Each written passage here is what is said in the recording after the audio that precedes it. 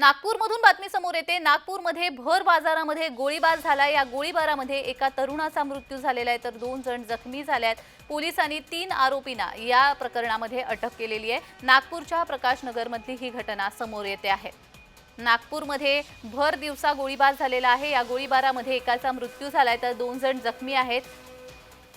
नागपूरच्या प्रकाशनगरमध्ये ही घटना घडलेली आहे। हा गोळीबार नेमका कशासाठी झाला, काही जुना वाद होता का हे पाहणं देखील महत्त्वाचं असणार आहे। मात्र भर बाजारामध्ये हा गोळीबार झालेला आहे। या गोळीबारामध्ये एका तरुणाचा मृत्यू झालेला आहे तर 2 जण जखमी झालेले आहेत। तर पोलिसांनी या संदर्भात 3 आरोपींना अटक केली आहे।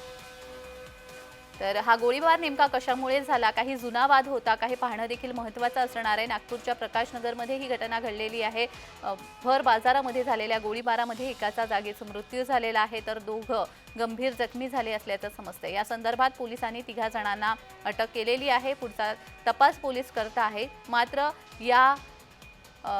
हा जो गोळीबार झालाय तो पूर्व वैमनस्यातून झालाय का हे देखील पाहणं महत्त्वाचं असणार आहे।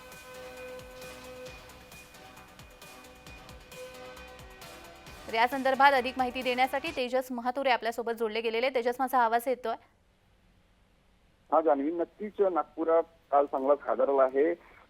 नागपूरच्या मानकापूर पोलीस स्टेशन हद्दीतील गोदरी परिसरात भर बाजारात गोळी झाडून तरुणाची हत्या केल्याची थरारक घटना घडलेली आहे। ज्याला गोळी मारण्यात आला असा सोहेल खान याला भाजी विक्रेता होता आणि पोलिसांना 3 आरोपींना अटक केली असून परिसरात काही काळात काल रात्री तणाव निर्माण झालेला होता। त्यापैकी एक आरोपी जो आहे तो आरोपी फरार आहे। असा अवैध धंद्यासंदर्भातला हा वाद होता असल्याची माहिती समोर येत आहे। भाजी घेण्यासाठी तिथे ते आरोपी गेले होते आणि त्यावेळेस तिथे बाचाबाची झाली आणि त्यानंतर गोळीबार झाला। त्यातील एक आरोपी आहे तो तिथून फरार झालेला आहे तर पोलीस त्याच्या शोध सुद्धा घेत आहे। अगदीच तेजस, काही पूर्व वैमनस्य होतं का की तात्पुरत्या झालेल्या बाचाबाचीमधूनच हा गोळीबार झालेला आहे?